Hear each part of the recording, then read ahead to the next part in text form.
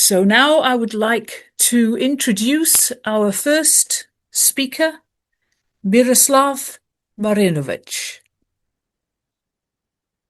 Good morning, Myroslav. Good morning to you.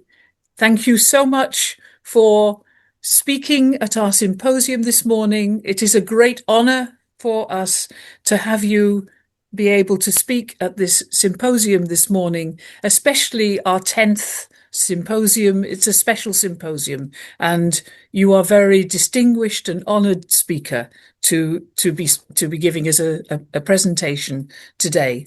And I'll just introduce you and then invite you to give your presentation. So Myroslav is a Ukrainian educator, human rights activist. He was a political prisoner, and perhaps he will talk about that. And now he is vice rector of the Ukrainian Catholic University and advisor to the rector of the Ukrainian Catholic University, president of the Institute of Religion and Society, founding member of the Ukrainian Helsinki Group, and co-founding of Ukrainians Amnesty International. His own life experience is extraordinary, and so we are truly thankful that you are here with us this morning, Myroslav, and we look forward very much to your presentation to us this morning. Thank you. Thanks a lot, Ms. Hunt, for those wonderful words. I am grateful to organizers for being invited here today. It is my pleasure to speak before you. And I have called my speech Dignity and Freedom under the Conditions of World Turbulence. And first of all, let me tell a few words about the situation in Ukraine. If I wanted to depict or to show the 35 years of the statehood of Ukraine in a graphic form, I would use this famous antique sculpture of Laocoon, but I would give more optimistic title to it, Fighting Fatalistic Problems. Yes, Ukrainian society has been entangled by snakes of our communistic past, corruption, oligarchy, economy, some rudiments of management procedures that are not modern and current, paternalistic instincts. At the same time, Ukrainian Laocoon actually is now being attacked by the sprout of Russian imperialism. Not hidden aim of it is full strangling, not only of independence of Ukraine, but its very identity. It is all will inevitably lead to the fatal end, lethal end, but for periodic spiritual uprisings of Ukrainian people. All three Ukrainian revolutions, revolution on the granite of 1990, Orange Revolution of 2004, and the Revolution of Dignity of 2013-14 years, and also patriotic uprising at the beginning of the full-scale war of Russia against Ukraine of 2022 were real revolutionaries of spirit. Of course, they had some political implications since they crossed out Russian scenarios for Ukraine. But at the same time, those events, first and foremost, were spiritual revolutions, because as a result, Ukraine managed to rise above to the higher level of freedom and proved its national dignity, gaining, as a result of it, more and more national subjectivity. In my further reflection, I would like to start from this value,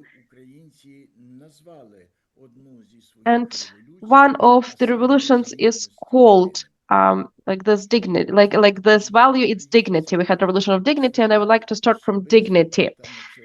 The national and personal dignity for Ukrainians, it's a phenomenal notion, and it is difficult for me to recognize in our current citizens that those people that we had in the 70s, that was defined as Homo Sovieticus, those humbled, subdued people. For me, at that time, I was a dissident, and they were saying that I was crazy. Like, why did you join the dissidents? Because you will not be able to break the wall with your forehead.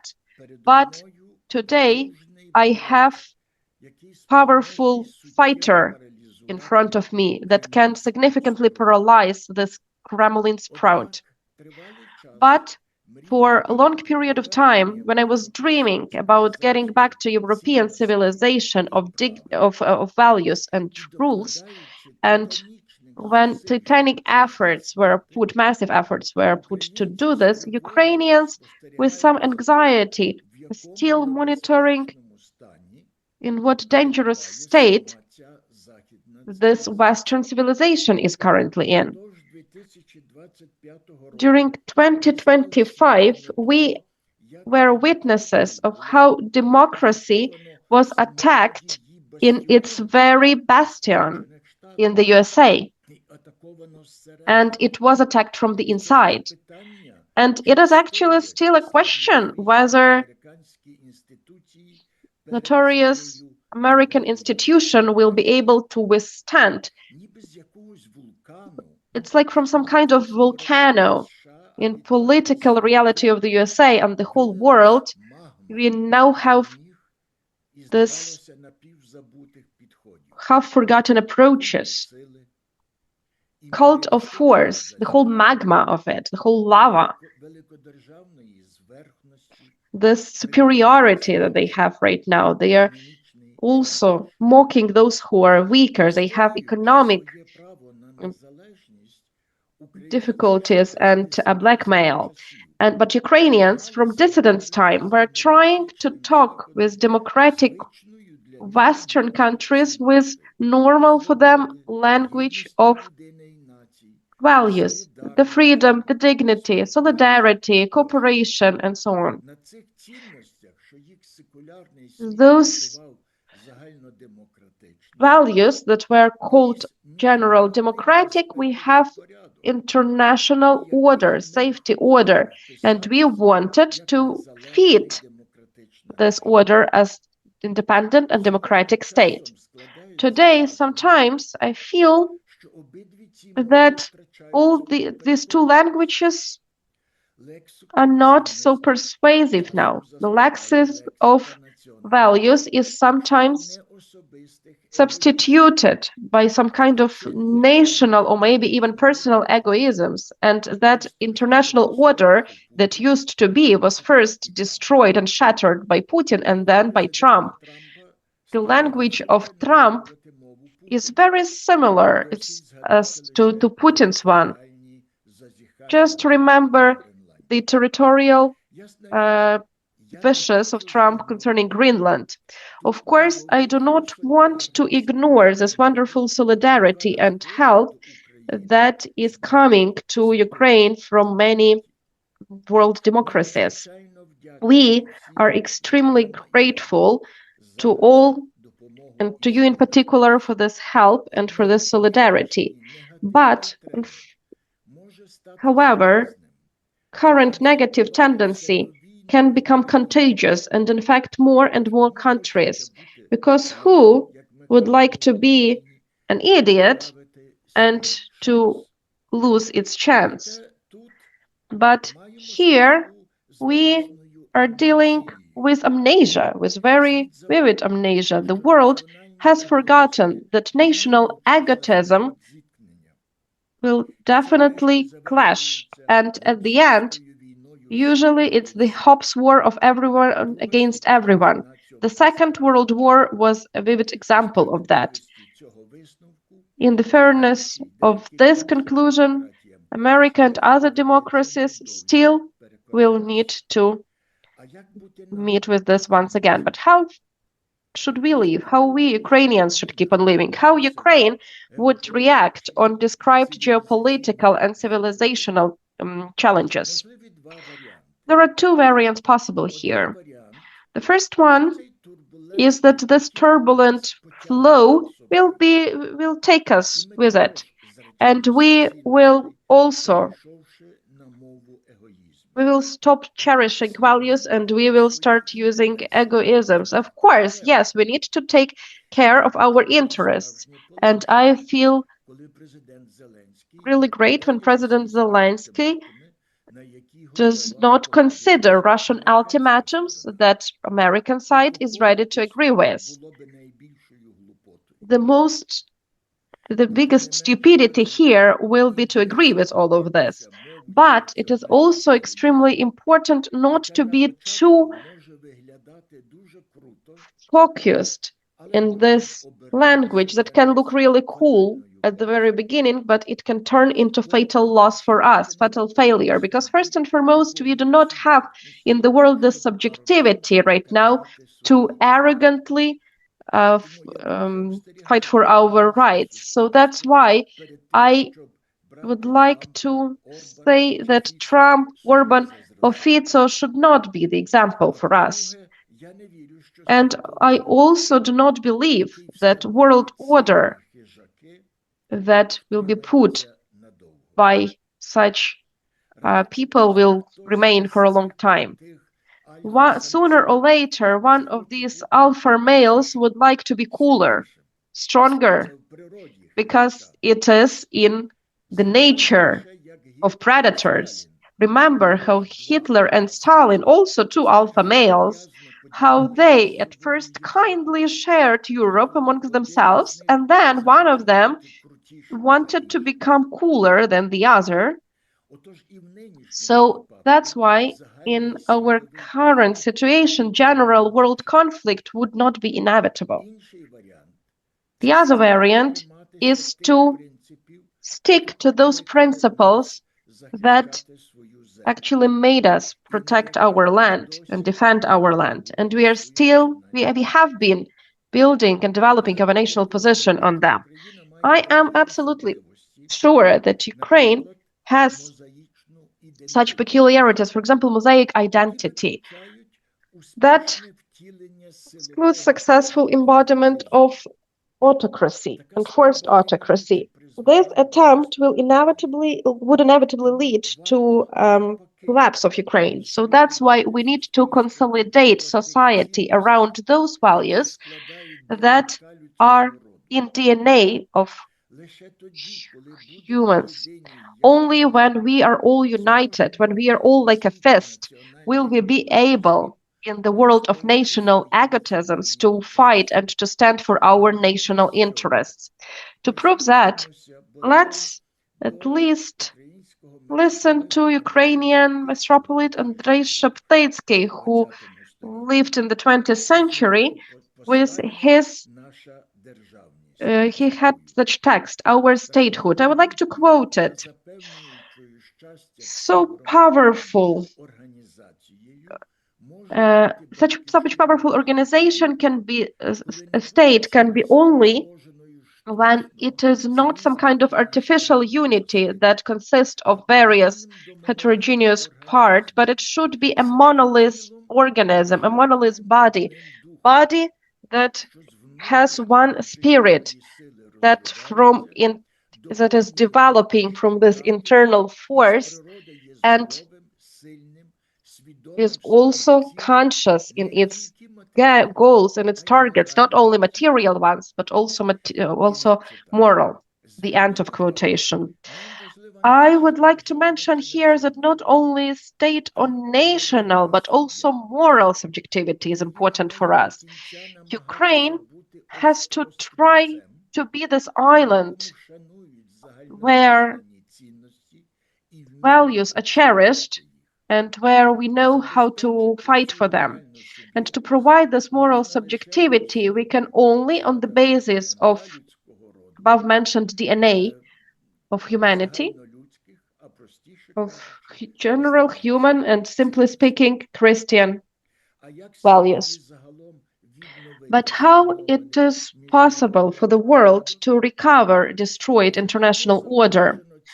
We have long noticed this interesting interesting phenomenon that when values are disregarded, the more they are disregarded, the closer we are to the moment of full reloading of values platform, or till the very end of this, to the very death of the society, if there are no people ready to create new new rules of coexistence. This is God thermodynamics. From time to time, he purifies the land from all evil. Let's remember that interesting formula of Apostle Pavlo, where we have more sins, we have also more happiness. So sometimes, because of the sins, we have more grace. And in this epicenter, we have the increase of this grace. And actually, it is also the spiritual thermodynamics when this entropia can be won by the creating of new order.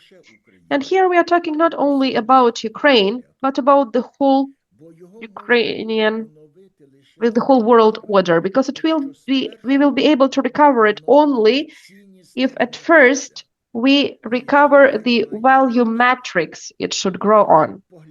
So let's take a look at the elements this matrix is formed. In Christian tradition, one of the biggest element here is human dignity.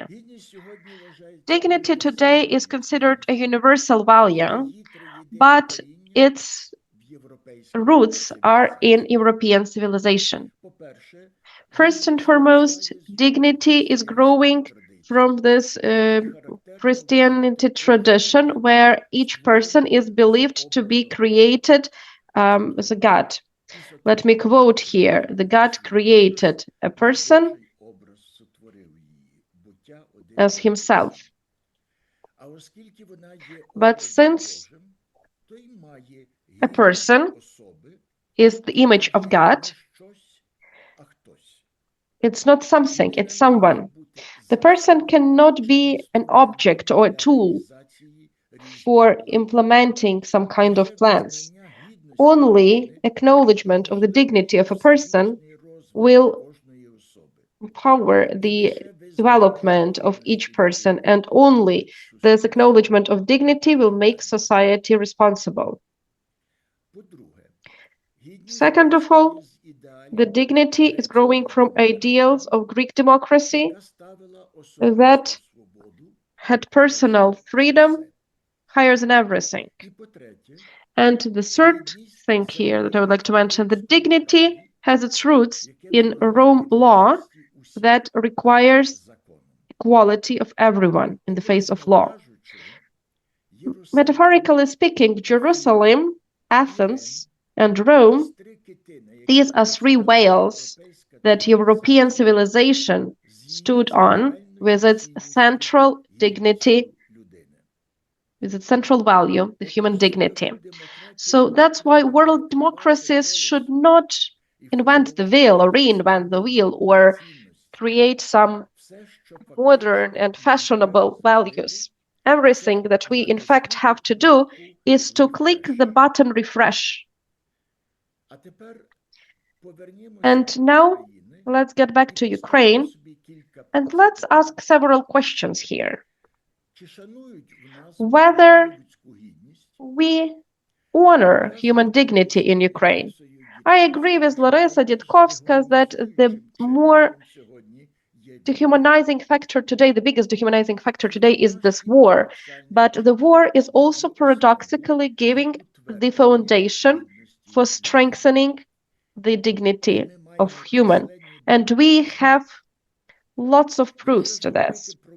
If to talk about past Soviet times, that fact that human dignity was not respected then could be noticed from so many various angles and perspectives. Let's start from the violations, many violations, multiple violations of human rights, in particular while using psychiatry and psychiatry with a punishment goal.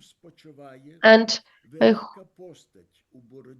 with God should rest this person who was trying to fight punishing psychiatry, Saman Gluzman, psychiatrist, Ukrainian psychiatrist, who we actually buried yesterday in Kyiv.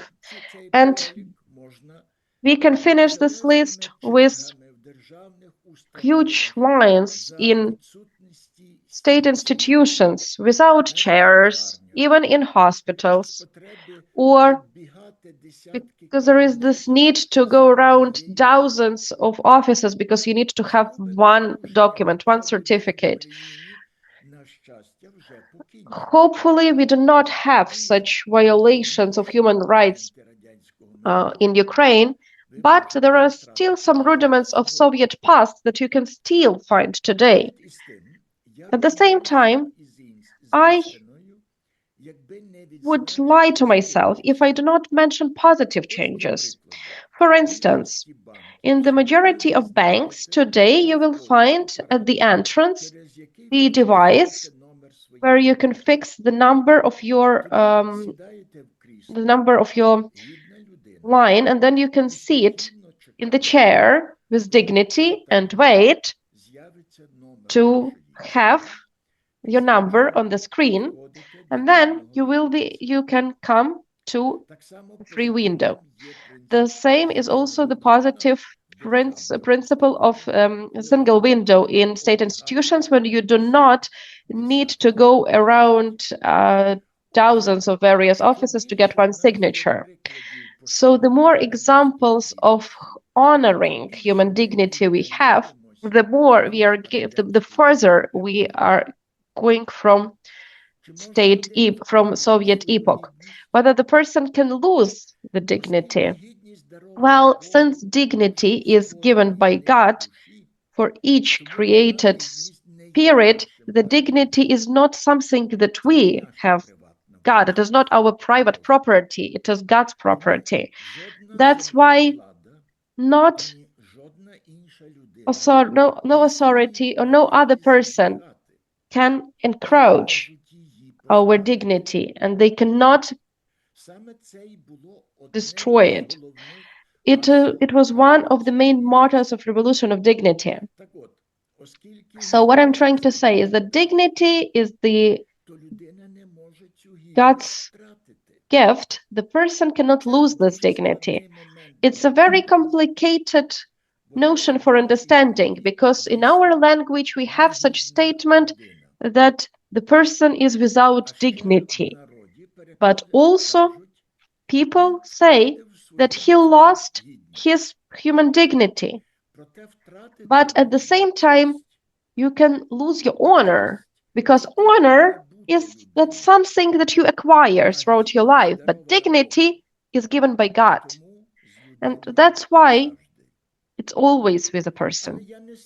But I am not blind, and I understand perfectly well that, of course, through evil, when we do evil deeds, our dignity is getting darker. It is subdued.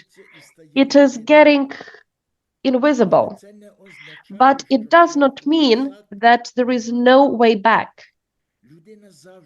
The person will always be able to do some kind deeds, and dignity will immediately be bright and shiny. I have seen it multiple times when I was a prisoner. And if you are not still persuaded that dignity cannot be lost and it can only be wasted, I will compare it with another thing. I will talk about the voice of conscience. And this voice can be can be made silent. And then we say that the person is without conscience, but still the person cannot get rid of this voice. This voice will always be present there because, once again, it's God's privilege to talk about the spirit of the person through its conscience. What are the biggest threats to the dignity, to the human dignity? Every person wants to protect himself or herself, their family, and their land.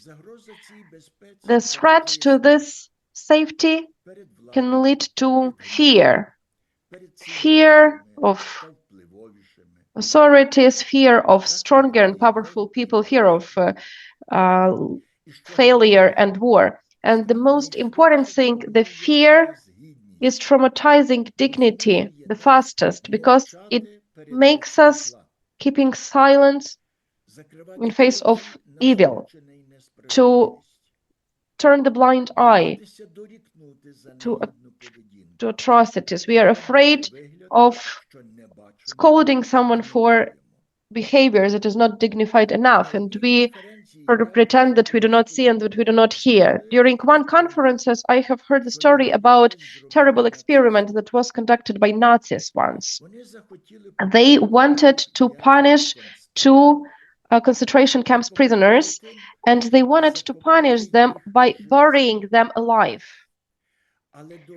But they made other two prisoners do this. They started burying, but at some moment they couldn't stand this moral pressure and they declined. Then Nazis unburied those half-buried guys, prisoners, and they made them bury others, those who declined to bury them, and they did it. Why they did this? Because they had this animal fear of being dead, because they went through this already. So that's why the fear can paralyze the weak and can turn them into toys that enemies can use for their goals and criminals can use to achieve their goals. The founder of American Constitution, Benjamin Franklin, once mentioned, let me quote it here, the one who sacrifices freedoms for temporary safety is not worth the freedom nor safety. You can substitute freedom by value and you will get this formula of human's demise, because if evil feels our fear, and if evil likes our compromises, it will definitely start escalating its requirements. It can be easily seen under the circumstances of our current war. We had exhausting for years of it already, and there were so many statements of our Western partners. Unfortunately, we heard their fear of the threat of nuclear blackmail, and Putin was enjoying this and was trying to make this fear even bigger, escalating this even more. So what to do when your dignity is subdued consciously? Standard practice of life is such. In answer to this, we try also to humiliate our perpetrator. This attempt to humiliate us kind of taking away our moral responsibilities from us. I need to protect ourselves, so that's why I am throwing away all my breaks and I'm going to humiliate the perpetrator as well. I have seen this so many times. It is our form of self-protection, but we are extremely wrong here, because while humiliating someone else, we are getting closer and we are becoming like our perpetrators, and we put spots on our honor and dignity. The example of such faulty reaction to humiliation in our recent history was so-called garbage lustration after the Revolution of Dignity. It was clear many public officials still were demanding bribes, and they were ignoring this wish of Maidan to get rid of this evil. But people's nerves couldn't stand it any longer, and they on Maidan started forcefully throwing away those public officials, and they were throwing them in garbage cans, literally. And here was this shift, because what were we saying to President Yanukovych when we were on Maidan? That you did not give us dignity. God gave us dignity. That's why you cannot take away this dignity from us. And what is this throwing away of public official in this garbage can? It's humiliation of his human dignity. But we did not give him the dignity. God gave him this dignity. That's why we cannot take away this dignity. Yes, we can bring this person to responsibility. Yes, we can go to court, but we cannot humiliate. So that's why we shouldn't humiliate any kind of ethnical, regional, gender, or social group. But we also shouldn't be too patient when someone is doing it in our presence. If we do not respect this dignity of other humans, then it will destroy the dignity of those who are doing humiliation and those who kept silent.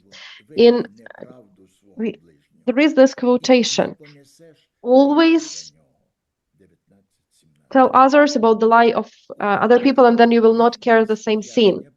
In concentration camp, the prisoner's dignity was humiliated with so many various modes, but from the very first case, I had this important form of self-protection, that I was sure that they would not be able to humiliate me. It's like some kind of protection screen, protection shield that you put on yourself in your thoughts, and it helped me to keep calm and dignified. Whether if person says that he accepts or she accepts blame, so what's going on with the dignity? Traditionally, people believe that if you do this, then you humiliate yourself. For example, such two situations. The first one, you say something to a person that the person was doing something wrong, and sometimes you can hear some aggressive answer. Or, for example, cynicism of drivers that have wealthy parents, and sometimes because of such drivers other people suffer, because they are sure that they should not be responsible for their actions, because if they do it, they're idiots. They do not know how to live. And your successful rate depends on how you can wiggle out of some kind of punishment. They are not ready to admit their guilt. So the conclusion here is that we can change many governments, but if we do not change this irresponsibility, then we will keep on living in this devil's situation. Once I had to persuade very influential Ukrainian politician who had ruined authority, that it was better for him to admit his guilt and his mistakes publicly and to apologize. I even wrote the text for him, but he had never read it. By the way, recently I read that at the beginning of the professional way of Trump, his advisor was one of the lawyers that taught Trump never to admit your guilt, never to admit your mistake. It seems to me that Trump is using this strategy today, because it is considered that when a person admits mistake, then he or she is giving better cards to others. But actually, the one who is apologizing can only grow in the eyes of other people. That's how the person can only make this dignity bigger and stops being dependent on the mistake. The person can become freer. If people do not understand that, that's actually this difference between Ukraine and Europe in matters of admitting guilt and quitting the work, especially for politicians. In Europe, it's very typical. If the government makes some mistake, then a politician, a public official, take this responsibility and quits. Especially it was in pre-Trump era. And what do we have in Ukraine? Unfortunately, typical Ukrainian politician will never take this responsibility. Most probably he will be lying, and till the very last moment he will be trying to whistle out and will never quit voluntarily, because then he will think that he will lose his dignity. Whether the state is losing its dignity when some evil people come to power. Unfortunately, yes, because dignity to the state is not given by God, it is created by people. And when there are people without dignity in policy, then this state starts being it stopped being respected. The fault is not only on politicians, but on all the citizens, because as Lord Adkon mentioned, absolute power can destroy absolutely. And we are in fault that our government is corrupted because we let this power to be absolute and to be corrupted. We were not mentioning freedom, but actually this topic was present all the time, because to show your dignity can only spiritually free person. And here, this word spiritually is a defining one. In Gulag, I saw a million times, and you can be a prisoner without any kind of rules. The physical freedom can be limited, but at the same time, you can feel free. That's what Ms. Ditkovska was talking today in her introductory speech. Even more so, I can prove that when for 5 months I was staying in isolated chamber, I was never so spiritually free as then. The freedom is first and foremost the condition of your spirit, the state of your spirit. Unfortunately, in post-communistic society, there are so many spiritually traumatized people, and they are persuaded that their freedom equals that they can do everything. They do not want to admit that real freedom is a responsible freedom, that permissiveness does not equal freedom, because person also has not only rights but commitments and obligations. There is one more important aspect of freedom. The head of Ukrainian Greek Catholic Church, Lubomir Guzar, has such words. The freedom is the ability of people to create kind deeds. And every person, as every kind of nation, can do it in its own way. Each nation has its own spiritual field. We feel it really well when we move from country to country. And the freedom, we need this freedom to be able to support the spiritual field, to protect it from any kind of trauma. I remember here this historic fact, as after joining of Ukraine to its ranks, Moscovia was ruining in Ukrainian monasteries church books. Why?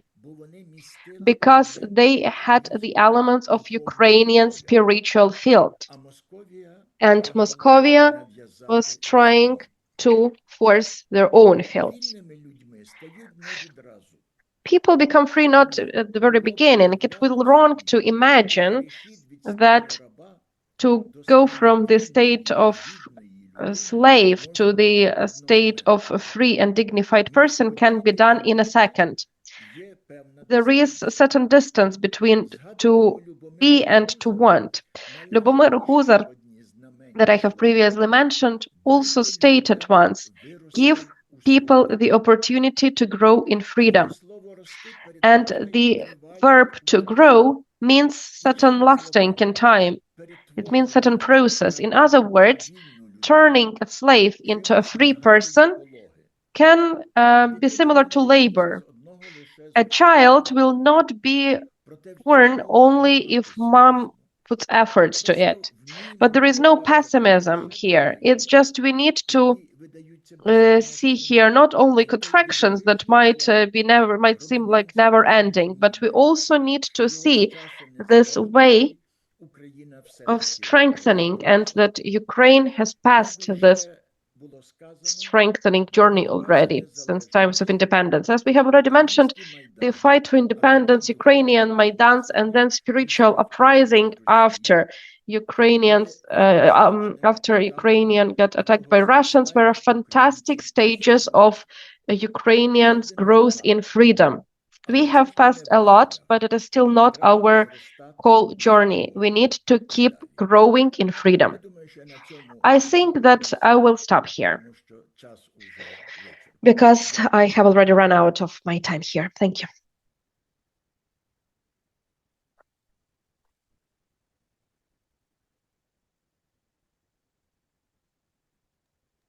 Thank you so very much, Myroslav, for your wisdom to us and for sharing some of your experience and your understanding of the global situation and also of the Ukrainian situation. And I would just like to pick up what you said about your own experience in the concentration camp, that you had to hold your own dignity. You had a sense of self-protection. They were not going to destroy your dignity. And so you held yourself as if behind a shield, behind a screen, and it helped you to hold your own dignity. Your dignity could not be taken away from you by the people who imprisoned you. And it helped you to survive and to hold on to your dignity and to be able to continue with that through the long years of your imprisonment. And this is a helpful model for everyone in Ukraine today. No one can take away the dignity of Ukrainians, even within the war. And holding your own dignity is a really important part of that. No one can take it away.